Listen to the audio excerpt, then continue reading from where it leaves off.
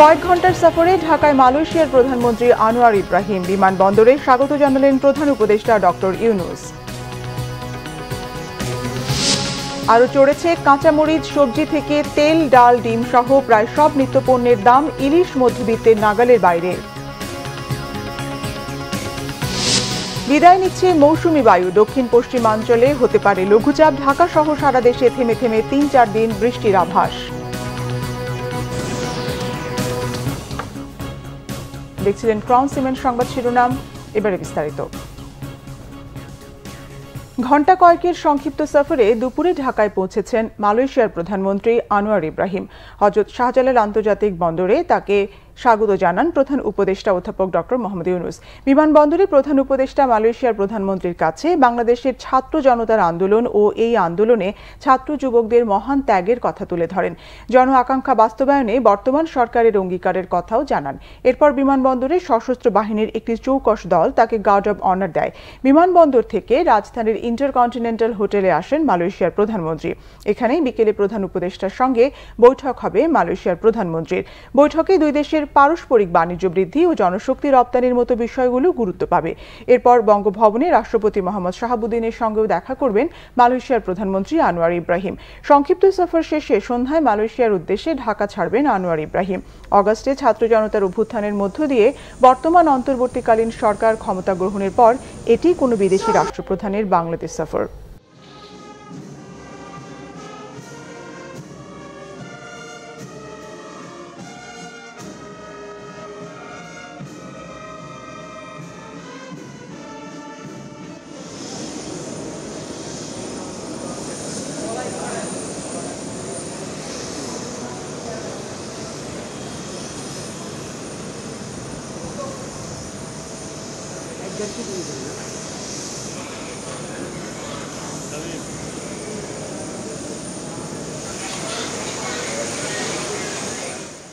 কাঁচামরিচের দামের ঝালে দিশেহারা ক্রেতারা। কেজিতে ১৬০ টাকা বেড়ে বিক্রি হচ্ছে ৩৬০ টাকায়। বন্যার অজুহাতে বেড়েছে বেশিরভাগ সবজির দাম। কেজিতে ৪০০ থেকে ৫০০ টাকা বেড়েছে ইলিশের দাম। ডিমের দামও বাড়তি, ডজনে ১০ টাকা। ডাল ও ভোজ্য তেলের সরবরাহ কমার অজুহাতে ঊর্ধ্বমুখী পণ্য দুটির দাম। বিস্তারিত জানাচ্ছেন মামুন আব্দুল্লাহ। দেশের উত্তরাঞ্চলে বন্যার প্রভাব পড়েছে রাজধানীর কাঁচাবাজারে। সরবরাহ কমার অজুহাতে ২০০ টাকা কেজির কাঁচামরিচ বিক্রি হচ্ছে ৩৬০ টাকায়। একই যুক্তিতে পটল, দুন্দুল, করলার মতো সবজিগুলোর দাম কেজিতে ১০ টাকা বেড়েছে বলে জানান বিক্রেতারা। ক্রেতারা বলছেন বাজার তদারকির অভাবেই বাড়ছে পণ্যের দাম। গত সপ্তাহে ২০০ ছিল, ১২০ ছিল, আজকে হলো ৩৬০। বন্যা হয়েছে একখানে, আবার দাম বাড়াইতেছে, জায়গা জায়গা দাম বাড়াইতেছে। সবগুলি বাড়ছে। বেগুন ৬০ নিছি। বর্তমানে যে ইনকাম আছে, যে আয় আছে, আয়ের সাথে ব্যয়ের সাথে সামঞ্জস্য হচ্ছে না। সবজির দাম কেন বাড়ছে? আমরা তো বাজারে পাই না, তার জন্য বেচতে পাই না।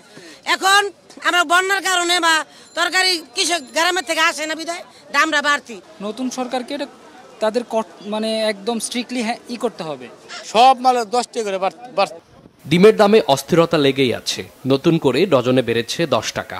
পাইকারি পর্যায়ে ১৬৫ টাকা বিক্রি হলেও খুচরা পর্যায়ে কিনতে হচ্ছে ১৭৫ থেকে ১৮০ টাকায়। ব্রয়লার মুরগি ১০ টাকা বেড়ে ১৯০ টাকা কেজি এবং সোনালী মুরগি বিক্রি হচ্ছে ২৬০ টাকা কেজিতে। ভাই, মালের আমদানি কম দেখে এইরকম বাজার বাড়তেছে। আর মহল্লায় খুচরা বিক্রি করে ১৮০ টাকা, ১৭৫ টাকা ডজন, তাও ১৪.৫ টাকা ১৫ টাকা পিস পড়ে। মধ্যবিত্তের নাগালের বাইরে ইলিশ কেজিতে ৫০০ টাকা পর্যন্ত বেড়ে ১ কেজি ওজনের ইলিশ বিক্রি হচ্ছে ১৯০০ থেকে ২০০০ টাকা। বিক্রেতারা অন্যান্য মাছের দর কমার কথা বললেও ক্রেতারা বলছেন উল্টো কথা। এই সপ্তাহে মনে করেন কেজিতে ৫০০ টাকা বেশি, আগে ছিল ১৫০০ টাকা কেজি, এখন বর্তমানে ২০০০ টাকা কেজি। আমার কাছে মনে হচ্ছে আরো বরঞ্চ বাড়ছে গত সপ্তাহের চেয়ে। কিন্তু এলে ছোট মাছ কিনতে হবে, বড় মাছ কেনা তো সম্ভব না এখন। ভোজ্য তেলের সরবরাহ ঠিক না থাকায় ২০ টাকা বেড়ে ৫ লিটার তেল বিক্রি হচ্ছে ৭৯০ থেকে ৮১০ টাকায়। বেড়েছে ডালের দামও। মামুন আব্দুল্লাহ, বাংলা ভিশন, ঢাকা।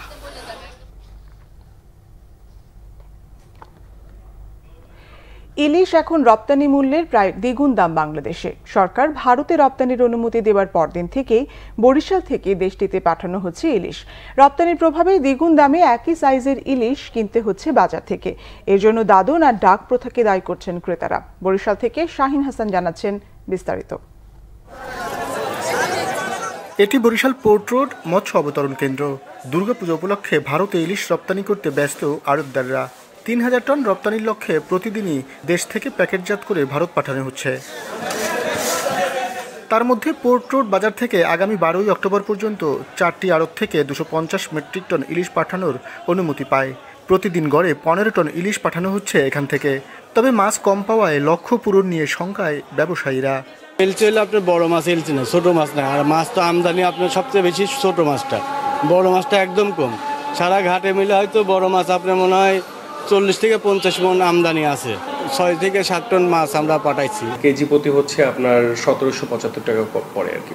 আর আপনি পাঠাচ্ছেন কত টাকা? পাঠাচ্ছি আমরা $10। তাতে কত পড়ে? তাতে 1200 সামথিং। আপনি তো ঘাটতিতে আছেন। ঘাটতিতে এই মুহূর্তে আছি, বাট দিন শেষে আমাদের দেখা যাচ্ছে যখন আমরা আরো কম দামে মাছ কিনবো তখন ওইটা আমাদের দিন শেষে অ্যাভারেজ হয়ে যাবে। 600 টনের মতো হয়তো অর্ডার আছে আমাদের। এখানে মাছ কম, আমাদের টার্গেট দেখা যাচ্ছে আপনার মহিপুর আছে, চাঁদপুর আছে, পাথরঘাটা আছে, সব জায়গা থেকেই কিনে এগুলো টার্গেট ফিল আপ করতে হবে। এদিকে মাছ রপ্তানির খবরে প্রায় দ্বিগুণ দরে ইলিশ বিক্রি হচ্ছে বরিশালে, যা সাধারণ মানুষের ক্রয় ক্ষমতার বাইরে।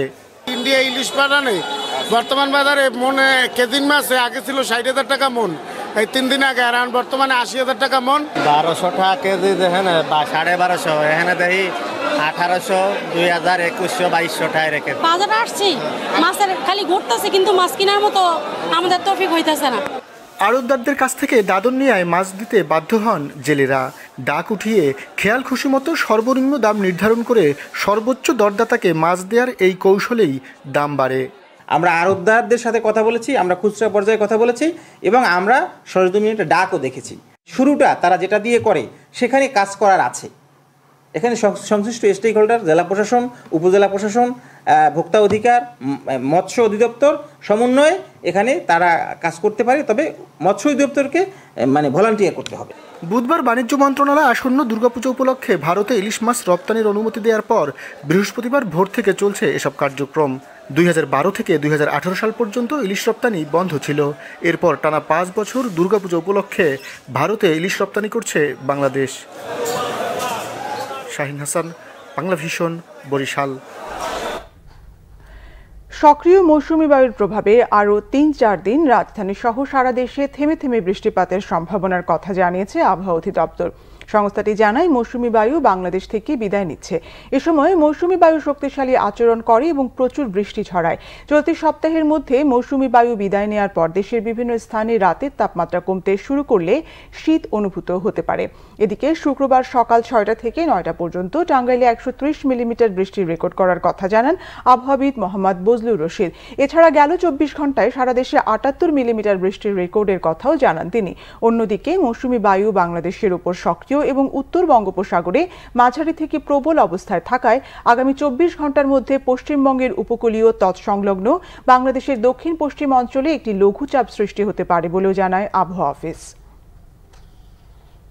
উত্তরের সারাদেশটাই মৌসুমে বিদায় নেয় এবং বিদায় নেওয়ার প্রাককালে প্রতি বছরই বৃষ্টি হয়ে থাকে। কারণ এই সময় যে জিনিসটা হয় হচ্ছে দক্ষিণ পশ্চিম মৌসুমী বায়ু সক্রিয় থাকে, এর সাথে পশ্চিমে লঘুচাপের প্রভাব থাকে, যেহেতু মৌসুমী বায়ু বিদায় নেবে। এবং এর প্রভাবে 2-3 দিন টানা বৃষ্টি হয়েছিল, তারপরে বৃষ্টিটা ব্রেক দিয়ে দিয়ে বৃষ্টি হচ্ছে। এবং এটা আগামী আরও ধরেন আজকে তো আপনার 4 তারিখ, এটা 8-10 তারিখ পর্যন্ত কন্টিনিউ করবে কম বেশি। তবে টানা ওই রকম অতি ভারী বর্ষণ না হলে অনেক জায়গায় ভারী বর্ষণ হবে। যেমন আজকে সকালে আপনার ওই সিলেটে বৃষ্টি হয়েছে এবং সবচেয়ে বেশি বৃষ্টি হয়েছে আপনার টাঙ্গাইলে 3 ঘন্টায় 130 মিলিমিটার বৃষ্টি হয়েছে। যাত্রী সংকটে বন্ধের উপক্রম বাংলাদেশ ভারত ফ্লাইট চলাচল। ভারত ভিসা কার্যক্রম সীমিত করায় চরম যাত্রী খরায় পড়েছে দেশি বিদেশি এয়ারলাইন্সগুলো। ঢাকা কলকাতার রুটে বিমান চলাচল বন্ধ রেখেছে নভোএয়ার। ইউএস বাংলাও গুটিয়েছে চট্টগ্রাম কলকাতা রুটের ফ্লাইট। ধারণ ক্ষমতার 50% যাত্রীও না পেয়ে অন্য রুটে ফ্লাইট নেমেছে অর্ধেকে। এই ধারা চলতে থাকলে শিগগির 2 দেশের আকাশপথে যোগাযোগ বন্ধের শঙ্কা এয়ারলাইন্সগুলোর। জিয়াউল হক সবুজের রিপোর্ট। মাস দুয়েক আগেও প্রায় 100% যাত্রী নিয়ে ভারতের উদ্দেশ্যে ঢাকা ছেড়ে গেছে বেশিরভাগ ফ্লাইট। কিন্তু সেই চিত্র পাল্টে গেছে 5 অগাস্টের পর। ভারত নামমাত্র মেডিকেল ভিসা ইস্যু করলেও পর্যটন সহ অন্য ভিসা বন্ধ রাখায় ফ্লাইট অর্ধেকে নামিয়ে এনেছে দেশি বিদেশি 6টি এয়ারলাইন্স। টোটালি আমরা ফ্লাইট অপারেট করতাম 32টা। ঢাকা কলকাতা ছিল উইকলি 14টা, চিটাং কলকাতা 7টা এবং ঢাকা থেকে চেন্নাই ছিল 11টা ফ্লাইট। নাওয়েডেজ ভিসা জটিলতার জন্য আমরা এখন ঢাকা থেকে কলকাতা অপারেট করছি 6টা flight. Chittagong Kolkata totally suspended এবং ঢাকা চেন্নাইতে আমরা 6টা ফ্লাইট অপারেট করছি। নিয়ারলি 50 to 60% লোড ফ্যাক্টর নিয়ে আমাদেরকে অপারেট করতে হচ্ছে। বাট ভিসা যত আমি বলবো যে সমস্যাটা যদি এখনও জীবিত থাকে তাহলে আমি বলবো যে সংখ্যাটা আরও কমে যাওয়ার একটা সম্ভাবনা আছে। যাত্রী সংকটে 16 সেপ্টেম্বর থেকে ঢাকা কলকাতা রুটের পাখা গুটিয়ে রেখেছে নভো এয়ার। ভিসা জটিলতা শিগগিরই দূর না হলে বাংলাদেশ থেকে কলকাতা, চেন্নাই ও দিল্লি সহ অন্য রুটের ফ্লাইটও বন্ধের শঙ্কা তাদের। লোকজন ভিসা পাচ্ছে না, তো ভিসা পাচ্ছে না, ন্যাচারালি ট্রাভেল ড্রপ করে গেছে 80%-এর উপর। 25-30% হলো প্যাসেঞ্জার মুভ হচ্ছে জাস্ট জুলাইয়ের আগের তুলনায়। তো সেই ক্ষেত্রে তো মানে এত বেশি লস, যেটা এই লস দিয়ে ফ্লাইট চালানোর কোনো মানে হয় না। সেই জন্য আমরা কলকাতা ফ্লাইটটা বন্ধ করে দিয়েছি।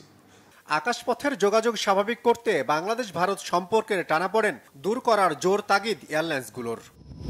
জিয়াউল হক সবুজ, বাংলা ভিশন, ঢাকা। টাঙ্গাইলের কালিহাতীতে বাস ট্রাকের মুখোমুখি সংঘর্ষে 4 জন ও জামালপুরে ট্রাক চাপায় ইজি বাইকের চালক সহ 3 জন নিহত হয়েছেন। রাত 1টার দিকে টাঙ্গাইল ময়মনসিংহ সড়কের কালিহাতী লিংক রোডে এই দুর্ঘটনা হয়। পুলিশ জানায়, রাতে ঢাকা থেকে ছেড়ে আসা ময়মনসিংহগামী একটি বাস ঢাকা টাঙ্গাইল মহাসড়কের ময়মনসিংহ লিংক রোডে পৌঁছলে কালিহাতী থেকে ছেড়ে আসা একটি ট্রাকের সঙ্গে মুখোমুখি সংঘর্ষ হয়। এতে ঘটনাস্থলে বাসের 4 যাত্রী নিহত হন। এই ঘটনায় আহত অন্তত 8 জনকে টাঙ্গাইল জেনারেল হাসপাতালে ভর্তি করা হয়েছে। নিহতদের পরিচয় এখনও জানা যায়নি। আহতদের স্থানীয় হাসপাতালে চিকিৎসা দেওয়া হচ্ছে। এদিকে সকালে জামালপুরের বেলুটিয়া টিউবওয়েল পার মোড়ে 3 জন নিহত হন। পুলিশ জানায়, ঢাকা থেকে জামালপুরগামী একটি ট্রাক যাত্রীবাহী ইজি বাইককে পেছন থেকে ধাক্কা দেয়। এতে ঘটনাস্থলে ইজি বাইক চালক সহ 3 জন নিহত হন। তারা হলেন ইজি বাইক চালক রোকন মাহমুদ, মরিচ ব্যবসায়ী আব্দুল মালিক ও জামালপুর বেলুটিয়া কামিল মাদ্রাসার সহকারী শিক্ষক মাওলানা মুস্তাফিজুর রহমান। এই ছিল এখনকার মতো। পরের সংবাদ সন্ধ্যা 6টায়, এর আগে 5টায় নিউজ টপ 10। এছাড়া বাংলা ভিশন সংবাদ ও সংবাদ সংশ্লিষ্ট অনুষ্ঠান দেখতে ভিজিট করুন www.bvnews24.com ও facebook.com/banglavishannews এবং সাবস্ক্রাইব করুন youtube.com/banglavishannews। ধন্যবাদ।